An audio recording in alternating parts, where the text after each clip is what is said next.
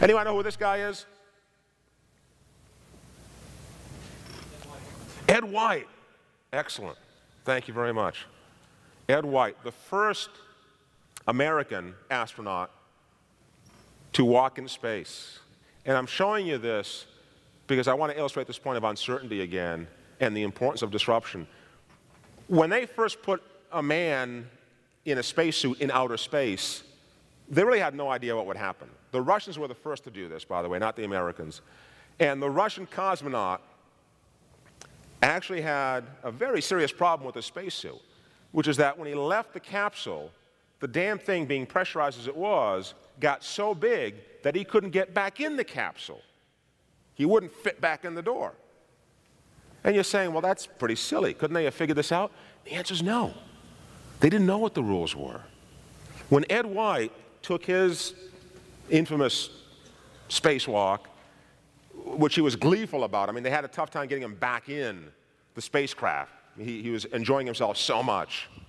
When he got back in, he had lost about 6 or 7 pounds of weight and perspiration.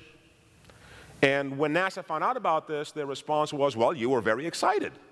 You know, when you're excited, you sweat. And Ed White said, I don't think so. You know, I'm not an excitable kind of guy, but it was awfully hot in that spacesuit. They went through almost 6 astronauts until they finally figured out that you couldn't air-cool a spacesuit. You had to water-cool it. Liquid-cooled worked. Air-cooled didn't. No one knew what the rules were. And in many ways, what you're doing, what we're doing collectively, is building for an environment where we just don't know what the rules are. So how do you do that? I'll give you one of the most important lessons that you can teach any organization or any individual. And I talk about this in the innovation zone. It's a very simple concept which most large companies despise. It's called fail fast. But you're gonna fail. Embrace and accept failure as part of your process of innovation. Just do it quickly and get it over with. Do it quickly and get it over with. And it's amazing how risk-averse large companies are. I remember a CEO of a very large company that I knew well, and there are some folks in the audience here who probably will know who I'm talking about because they were also there, and the CEO saying, you know, guys, in this company, our upside is limited, our downside is unlimited. Right? That's the kind of attitude that despises failure, because the risk is infinite, the gains are marginal. It's tough to innovate in that kind of an environment, which is why behavior limits your capacity to innovate. But we're all building for this unknown. We're all building for, you know, a place, a time where the rules are not yet defined for us. Fail, but fail fast, and embrace that failure. The best lesson that I've ever seen in all of this, do you recognize this thing, this little device? First transistor radio. Absolutely. Who popularized the pocketable transistor radio? Who was it? Sony, you betcha. They had the model down, too. I mean, Sony was, Akio Morita was one of the, I think, seminal innovators of the last 100 years. Over 6 billion. I mean, this thing still, you know, beats the pants off of the iPod, right? 6 billion of these devices sold. They called it pocketable, by the way, because Akio had to create tailor-made shirts for his salespeople that had double-width pockets, because it really wasn't a pocket transistor radio. But the marketing team at Sony said, let's call it pocketable, and we'll get away with that. The device that most of you remember Sony for, however, is not the pocket transistor radio, but it's another device that I grew up with, which is the Walkman.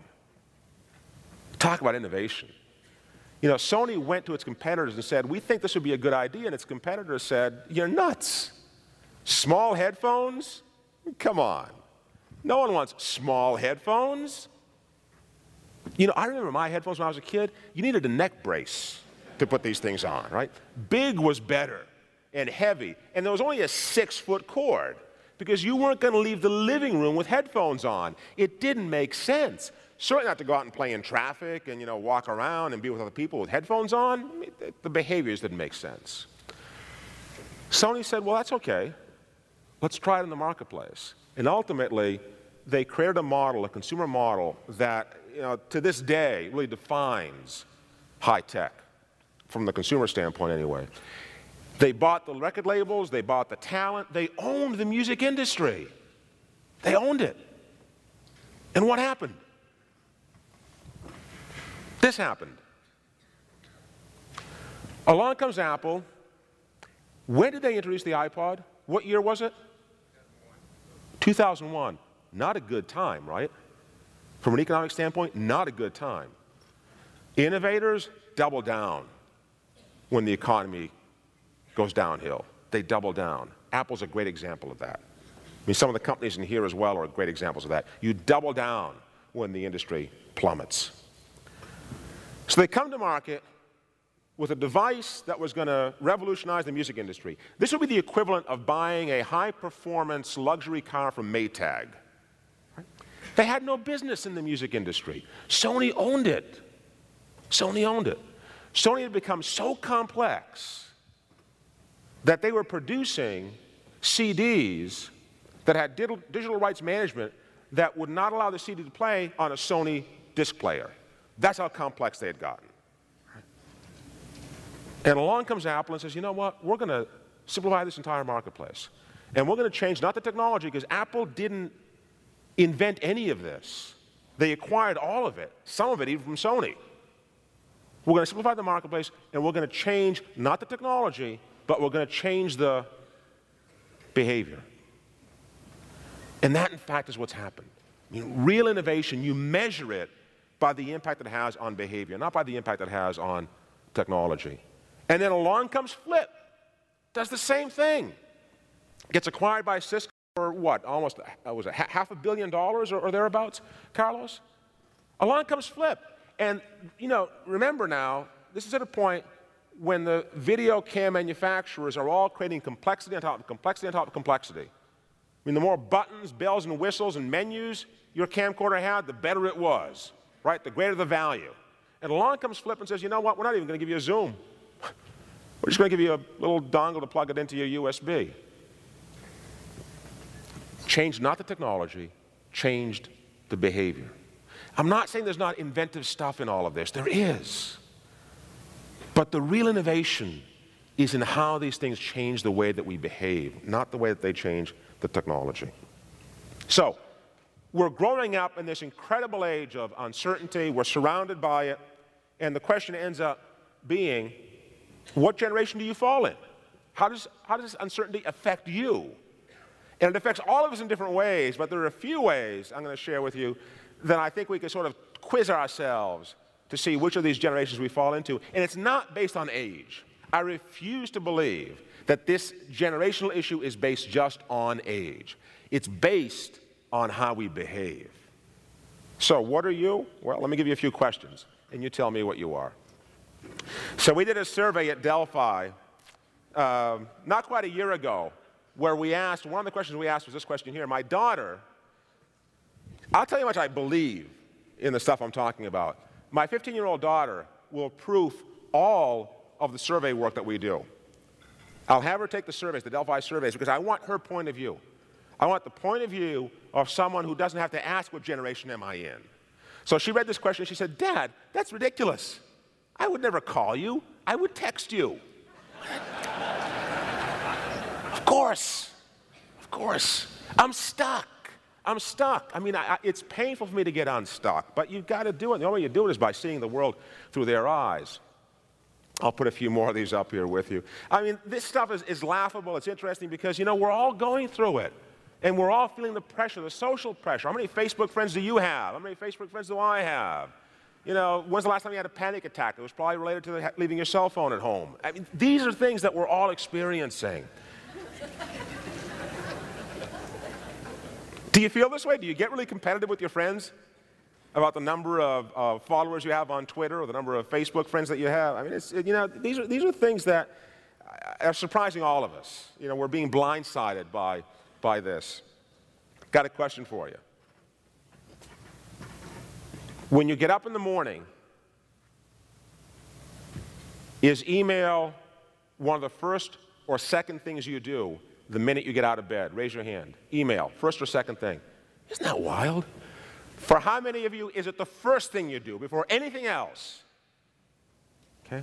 How many of you keep your iPod or your BlackBerry under your pillow? Hands are going up. Hands are going up. Right? I mean, this is the world that we're living in. You know, you talk about all this in the abstract, and it sounds interesting, but we're living through this. And these are not issues that I think are going to go away. This is just a glimpse of some of them. And of course, we have this whole new vocabulary, thanks to instant messaging, that we now have to relearn the English language through.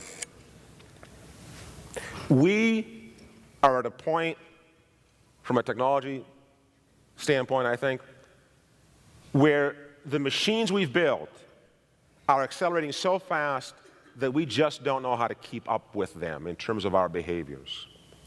We don't know. And here's the dividing line. If you call it technology, you're on the wrong side of that line. Technology is what you didn't grow up with. Think about that. Technology is what you didn't grow up with. My son Adam, who's 11, doesn't call it technology. It's just what he does. So at 9 years old, when I was in my office and he was in the playroom and he was doing Club Penguin, an online social networking game with his friends, and all of a sudden I heard, "Hey Jack," his friend he was playing with, "Hey Jack, you're on the wrong server." I thought, whoa, Adam knows what a server is. How cool is that? So I went over and I said, "Adam, what's a server?" He said, "It's just a place you go to." "What, you mean like the shopping mall?" "Yeah, kind of like that. It's kind of like a town. You know, you go to a town, you go to the server." He doesn't know what a server is. It's not technology. It's just what he does. It's just what he does. If you call it technology, you're on the wrong side of the line. Technology is what you haven't grown up with. So what's this image? Again, from my favorite publication. This is what G-suits looked like when planes started to go faster than human endurance could sustain. So around the Second World War, you know, planes started to do stuff that, you know, could pull 9, 10 or more Gs. Human beings can't do that. You know, 9 Gs is about the limit for the superhuman among us. And they realized that if you wanted a career as a pilot, you had better either keep it under 9 Gs or you'd better figure out a way to change the human physiology. Tough to do.